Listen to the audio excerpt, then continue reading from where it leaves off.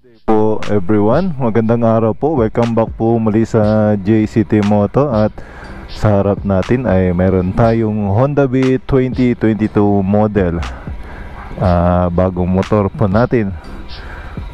Black ang color niya at napakaganda. Tignan nyo, napaka kintab, bagong bago pa. Ang gulong, ang kapal pa ng gulong, grabe. So itong Honda Beat na ito ay binibenta din natin sa halagang 55,000 lamang at negotiable pa naman for sure buyers. Ang odo niya ay 4,167. Batang bata pa. Ang plate niya ay for pickup na ito. Tignan niyo yung gulong, napakakapal pa. Sobrang bago pa ng motor na ito. Itong Honda Beat na ito ay ikatatlo na po natin. Unang Honda Beat natin ay puti na carb. So ngayong araw ay bago natin siyang may bigay sa new owner ay ipa-change oil muna natin. Change oil at palit ng gear oil. So basic ko po na ginagawa bago mag-dispose ng unit, para naman ay condition yung motor. Ay kuya, ang panganay ko. So ayun po ang lakad natin at samahan niyo po ko. Maraming salamat po.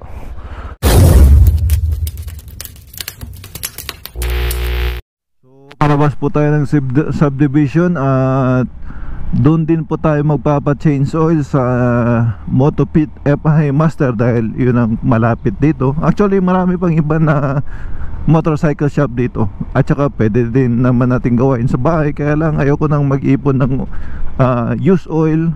So papa-change oil na lang natin sa labas. Mura lang din naman yung labor ng change oil sa Motopit FI Master. Nasa 50 pesos lang ata. So at least sila nang bahala sa mga kalat natin at wala na tayong iisipin. So gamit po natin ngayon ang Honda Beat 2022 model FI. Napakasarap gamitin. Honda Civic, wow, napakaganda. Napakaganda ng Honda Beat. Ang sarap po. Sobrang gaan. Actually bago tayo nag Z1000 noon, ang motor natin ay Honda Beat. So hindi na ako bago sa paggamit ng Honda Beat. At paborito kong motor na ito kahit na magaan. Kahit bigyan nyo pa po ako ng Aerox so ano bang scooter ay mas love ko po ang Honda Beat dahil malapit siya sa puso ko. Dahil yung ang gusto ko sa kanya ay very manageable, napakagaan, napakatipid, sobrang tipid ng Honda Beat. Except doon sa first gen na meron tayo noon, carb po siya, malakas kumain ng gasolina, parang Raider 150. Pero nung lumabas na itong FI ay sobrang tipid po, napakatipid nitong FI na I think nag-average ng 60 km per liter ang FI Honda Beat 115cc. At yung carb noon ay wala pa siyang U-box. Ngayon ay malapad-lapad na rin ang U-box ng Honda Beat. Kaya maganda siya. Service na pang daily po. Ang sarap, napakagaan, madaling isingit. Maganda rin yung braking power niya. Rear brake rear brake pa lang natin ginamit natin. Napakasarap na rin. Madali siyang isingit, magaan kasi. Malakas na yung power niya. Pero ang top speed nito around 90 kph lamang. Pero okay na yun. Ang sarap dalahin ng Honda Beat. Kaya paborito ko to. Ang abangan natin ay yung version, bagong version ngayon, Honda Beat na 2024 model. 2023 model sa ibang bansa lumabas na. Pero dito sa atin sa Pilipinas, I don't know kung meron na yung bagong model. Meron na siyang charging port at lahat ng ilaw niya ay LED na. So napakaganda. Mas pinaganda nila ang Honda Beat. Pero gayon pa man, kahit ganito yung I think second gen ito, second gen na Honda Beat ay napakaganda na rin. Masarap gamitin. You know, ang daling isingit. Ang gusto ko sa mga ganitong motor, may flatboard, ay may lagayan ng Red Horse, ay maganda dalahin. Kasabay ang ating anak na maliit, pwede natin itayo dito. O meron tayong mga bilihin, pwede nating ilagay dito. Kahit na isang sakong bigas ay kayang kaya. Nagawa ko na yun dati. Yun po ang advantage ng scooter na may flatboard. Medyo traffic pero buti na lang, madaling isingit si Honda Beat. So pa-change oil tayo, palit ng gear oil, lagyan din natin ng hangin, parang malambot yung gulong natin. At mapapagasap din tayo. Honda Beat, napakasarap. Ang brand new nito around 80,000 pesos na ata. So malaki na ang masave ng buyer nito. Binebenta lang natin ng 55.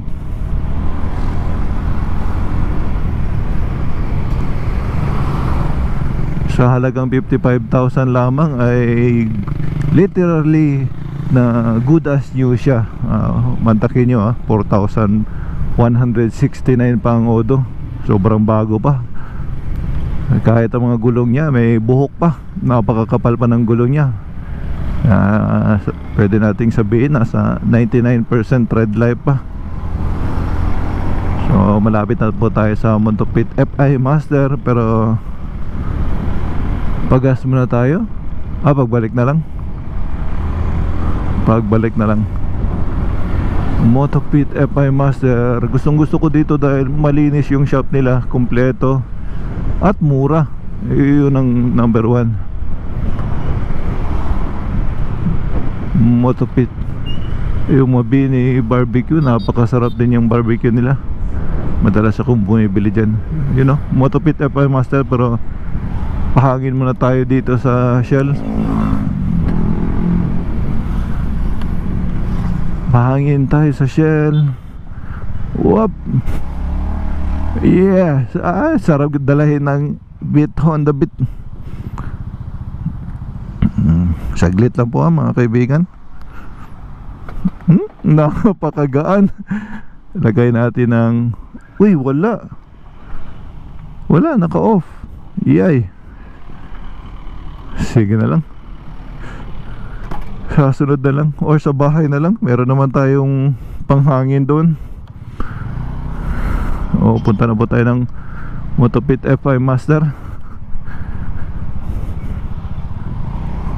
Sira siguro yung panghangin nila. Ayan na. Akyat na. Ay, may nakaharang. Paano natin may akyat ang motor natin? Saglit napakadali niya dalayin. So, yes.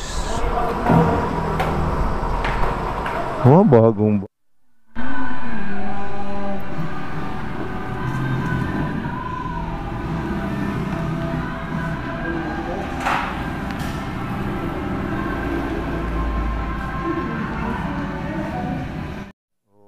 tapos na, mabilis lang yung pag-change oil. Hindi nakaabot ng 5 minutes. Ang nabayaran po natin ay 409 kasama na yung labor.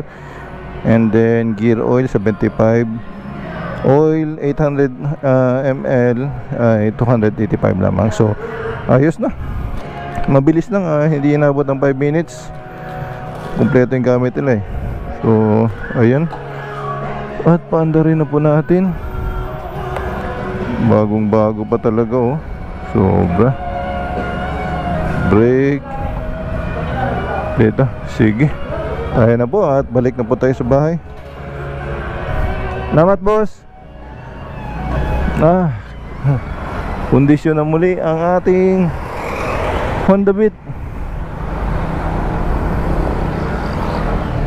Alright. Ibang-iba talaga ang kondisyon ng motor basta bagong palit ng oil. Smooth na smooth. Napakagaan dalahin. Pag-gas up tayo kahit na 2 litro lamang. Madalas ko itong ginagamit pag may bibilin sa tindahan, hatid ng anak ko sa eskwelahan. Lumagpas tayo. Buti na lang, madali lang iliko si Honda Beat. 2 liters lang. 2 liters. Malapad ng i-box niya. Bilan ng litro ka ron?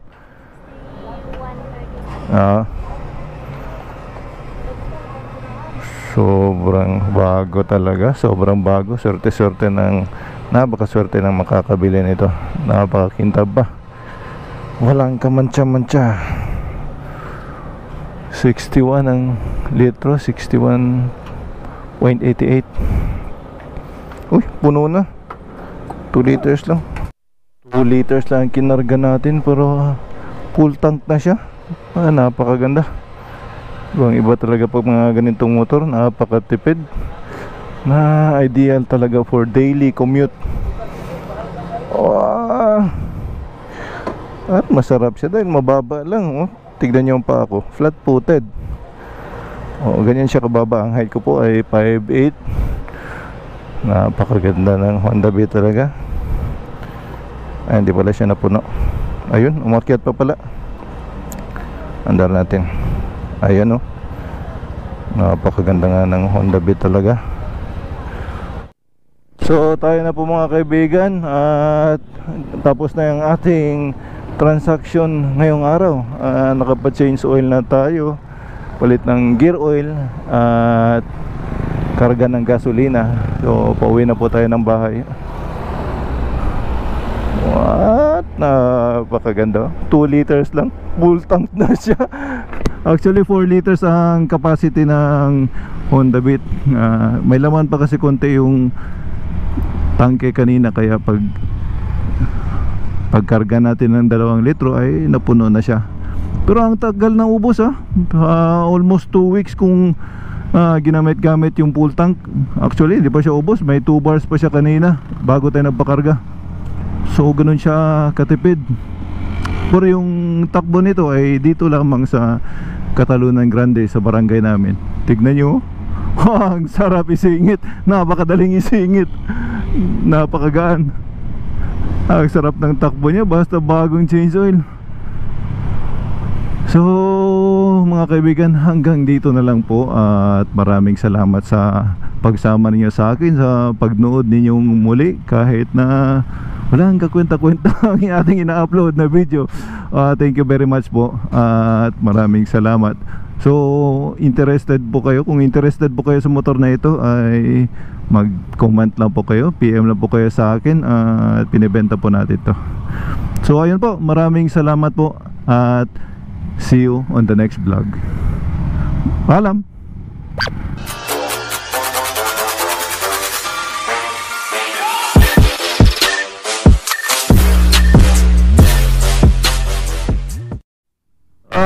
Sarap-sarap talaga ising-isingit yung Honda Beat. Napakagaan. Napakasarap gamitin. Ibang-iba talaga. Sige po, paalam.